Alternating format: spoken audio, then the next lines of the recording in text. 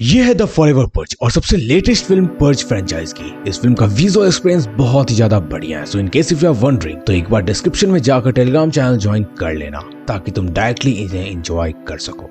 अब मूवी शुरू होती है और हम देखते हैं खाली बैरन जमीन, जहां हम एक मैक्सिकन कपल एडेला और जुआन से इंट्रोड्यूस होते हैं जो इलीगली बॉर्डर पार कर रहे थे। ये टेक्सास स्टेट में घुसने वाले हैं और इन लड़का इन्हें इलीगली यहाँ लेकर आ रहा है। वो इन्हें एक कार्ड देता है जिस पर एक रोज का साइन बना हुआ था और वो कहता है कि अगर कोई भी प्रॉब्लम हो तो सिर्फ इस रोज को फॉलो करना। अब स्टोरी 10 साल आगे शिफ्ट होती है जहाँ पर जुआन टकर फैमिली के यहाँ घोड़ों की रखवाली करने का काम करता है और एडेला एक मीट फैक्ट्री में काम करती है। अब पर्ज शुरू होने में सिर्फ एक ही दिन बचा था और पूरे टाउन में पर्ज के लिए हथियारों की बिक्री शुरू हो रही थी। पर्ज शुरू होने से पहले एडेला और जुआन एक सेफ हाउस में चले जाते हैं और टकर फैमिली भी अपने घर को बैरिकेड कर लेती है। फिर एक लाउड सायरन से पर्ज शुरू हो जाता है और सब उस गवर्नमेंट अनाउंसमेंट को देख रहे होते हैं। दूसरी तरफ टकर फैमिली का एक मेंबर जिसका नाम डेलन होता है, वो बाहर लगे सीसीटीवी से देखता है कि कोई उसके घर के कंपाउंड में घुस गया है, लेकिन जब वो चेक करने जाता है तो उसे वहां कोई भी नहीं मिलता। फिर हमें बाहर का नजारा दिखाया जाता है जहां पर चारों तरफ क्योस फैला हुआ था। एक ट्रक नॉन अमेरिकन को टॉर्चर कर रहा होता है और अनाउंस करता है कि अमेरिका सिर्फ अमेरिकन का ही है, मतलब कि यहाँ ये लोग काफी ज्यादा ब्रूटल हो रहे हैं। रात भर यही सब चलता है। फिर 7 बजते हैं और एक और सायरन का आवाज बजता है जिससे ये पता चलता है कि यह पर्ज खत्म हो गया है। अगली सुबह हम देखते हैं कि बाहर लाशें पड़ी हुई है और एक कुत्ता एक लाश को खा रहा है जो हमें पर्ज की ब्रूटलिटी दिखाता है। अगले दिन एडेला काम पर जाती है और देखती है कि बहुत कम लोग आए हैं। वहीं टीवी पर एक रिपोर्टर दिखाते हैं जो बता रहा होता है कि पर्ज खत्म हो चुकी है, लेकिन तभी उसे कोई गोली मार देता है। लेकिन ये एडेला नहीं देख पाई क्योंकि वो मीट फैक्ट्री से बाहर चली जाती है। वो बाहर एक बकरी को एक केज में बंधा पाती है और उसे बचाने के लिए केज को खोलने की कोशिश करती है, लेकिन वो एक ट्रैप में फंस जाती है। और तभी कुछ रैबिट मास्क पहने कूल एंड साइको लोग डस्टबिन से बाहर निकल आते हैं। एडेला उनसे कहती है कि पर्ज खत्म हो चुका है, प्लीज मुझे मत मारो, लेकिन वो रैबिट मास्क पहने हुए लोग कहते हैं कि ये फॉरएवर पर्ज है, मतलब कि अभी इसे मरने का खतरा है। वो एडेला को मारने वाले होते हैं, लेकिन तभी वहां लकली एडेला का बॉस डेरियस आ जाता है। वो उन दोनों को मारकर एडेला को बचा लेता है। तभी हमेशा की तरह पुलिस की एंट्री गलत टाइम पर होती है और वो एडेला को ही मर्डर के आरोप में अरेस्ट कर लेती है। अब टकर फैमिली को भी एक गैंग बंदी बना लेता है और वो गैंग उनमें से सबसे एल्डर टकर फैमिली मेंबर कैलब को मार देता है, लेकिन पीछे से जुआन आ जाता है और उन पर हमला करता है। इस डिस्ट्रैक्शन का फायदा उठाकर टकर फैमिली बाकी गैंग मेंबर्स को मार देती है, लेकिन वो गैंग मेंबर्स बैकअप बुला लेते हैं और एक सेमी ट्रक में कुछ लोग मशीन गन लेकर आते हैं। ये लोग टकर फैमिली का ही एक ट्रक लेकर वहां से निकल जाते हैं। जुआन एडेला को फोन करता है और एडेला बताती है कि वो एक पुलिस लॉकर में बंद है। अब जुआन एडेला की तरफ तुरंत ही निकल जाता है। वो लोग एक पलटी हुई पुलिस वैन के पास पहुंचते हैं जहां पर एडेला और डेरियस थे। एडेला डेरियस के साथ रहने के लिए कहती है, लेकिन डेरियस कहता है कि वो अपनी फैमिली के पास जाएगा। टकर का ट्रक वहां से निकल जाता है और हम एक फार शॉट से देखते हैं कि वो पूरा शहर अब जल रहा है और पर्ज कंट्रोल में नहीं रह पाया है, मतलब कि न्यू फाउंडिंग फादर्स का पर्ज अब फेल हो चुका है।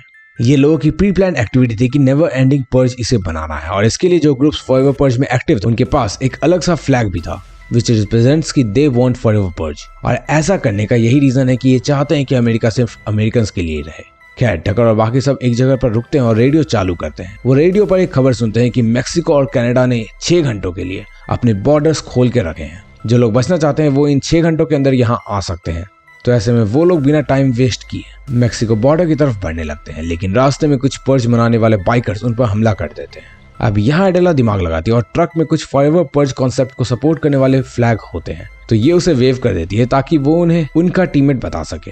ये देखकर बाइकर्स उन्हें अकेला छोड़ देते हैं क्योंकि उन्हें लगता है कि ये उनके टीम के लोग हैं और वहां से चले जाते हैं। वो लोग जब मेक्सिको बॉर्डर पहुंचते हैं तो वो देखते हैं कि यहाँ भी पर्ज जोरों शोरों से मनाया जा रहा है और पुलिस ऑफिसर सब कुछ कंट्रोल करने की कोशिश कर रहे हैं। पूरी टैंक सड़कों पर निकल चुकी है और जो मिल रही है उसे उड़ा रही है, लेकिन ऐसी हालात में पुलिस ऑफिसर क्या ही करे। जुआन और बाकी लोग ट्रक से निकलकर बॉर्डर की तरफ बढ़ रहे होते हैं, लेकिन एक टैंक के ब्लास्ट से एक दीवार गिर जाती है और एडेला और केसी दीवार के पीछे फंस जाते हैं और उस दीवार के पीछे एक बिल्डिंग थी। जुआन उनसे कहता है कि वो बिल्डिंग के अंदर से बाहर निकलने का रास्ता ढूंढे। केसी और एडेला उस बिल्डिंग के अंदर जाते हैं और अंदर वो देखते हैं कि वहां पर रोज बना हुआ होता है, ठीक वैसा ही जैसा उस लड़के के दिए हुए कार्ड में था। तो ये दोनों इन रोजेस को फॉलो करते हुए आगे बढ़ जाते हैं। जुआन और टकर भी इधर इन रोजेस को ही फॉलो कर रहे थे, लेकिन रास्ते में उन्हें कुछ पर्जेस घेर लेते हैं और जुआन के ग्रुप के एक मेंबर टीटी को मार देते हैं। तभी वहां पुलिस आ जाती है और जुआन इस डिस्ट्रैक्शन का फायदा उठाकर टीटी को मारने वाली लड़की को मारकर बदला ले लेता है। अब इन पर्जेस का गैंग पूरा खत्म हो चुका था, लेकिन उनमें से एक मेंबर बच जाता है और वो जुआन को उनके मेंबर को मारता हुआ देख लेता है। इस गैंग मेंबर का नाम डाल्टन है, लेकिन मूवी में इसका नाम का कोई भी ज्यादा इंपॉर्टेंस नहीं है। वो उसकी गैंग का बैकअप बुला लेता है और यहाँ से फिल्म और भी इंटरेस्टिंग होने लग जाती है। जुआन और टकर वहां से भाग लेते हैं। दूसरी तरफ एडेला और केसी रोजेस का पीछा करते हुए एक रूम में पहुंच जाते हैं जहां और भी मैक्सिकन लोग थे जो बॉर्डर पार करने के लिए यहाँ पे आए थे। यहाँ लकीली इन्हें जुआन और टकर भी मिल जाते हैं। फिर टकर फैमिली और जुआन फैमिली एक ट्रक के पीछे बैठकर बॉर्डर की तरफ निकल जाते हैं। वो लोग बॉर्डर पार करने ही वाले होते हैं कि तभी वहां पीछे से एक बगी आती दिखाई देती है। इस बगी में वही आदमी रहता है जिसके मेंबर को जुआन ने मारा था। यहाँ पर केसी और उसके कुछ लोग जो लड़ नहीं सकते थे बॉर्डर पार कर लेते हैं और जुआन, एडेला, हार्पर, डिलन और ट्रक में बैठे कुछ फाइटर्स बग्गी में आ रही आर्मी को रोकने के लिए रेडी होते हैं। दोनों ग्रुप के बीच में गन फाइट चालू हो जाती है और कई लोग मरते हैं। थोड़ी देर बाद जुआन के ग्रुप की मैगजीन खाली हो जाती है तो वो कवर फायर लेकर वहां से भाग जाते हैं।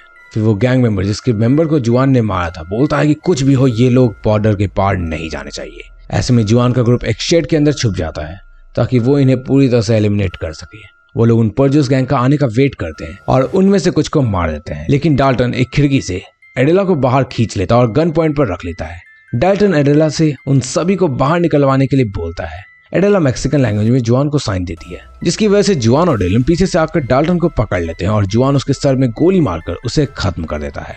अब ये लोग बॉर्डर क्रॉस करके मेक्सिको सेफली पहुंच जाते हैं और एक स्काई शॉट में दिखाते हैं कि पूरा अमेरिका अब चल रहा है और स्टोरी यहाँ पर खत्म हो जाती है। Zombie warriors. अब मोरल ऑफ द स्टोरी ये कि अपनी लोकल लैंग्वेज सबको आनी चाहिए ताकि तुम कोड लैंग्वेज में बात कर सको। और अगर तुम्हें इस लोकल लैंग्वेज को और भी ज्यादा बढ़ाना है तो मैं डिस्कॉर्ड का लिंक डिस्क्रिप्शन में डाल दूंगा ताकि तुम सब अपने लोकल फ्रेंड से बात कर सको और अपने लोकल ज़ॉम्बी वॉरियर्स से कम्युनिकेट कर सको। बाकी अगर तुम्हें वो फिल्म देखनी है जिसमें गेमर अपार्टमेंट फंस जाता है तो राइट साइड पर क्लिक करके देख लेना। बाय।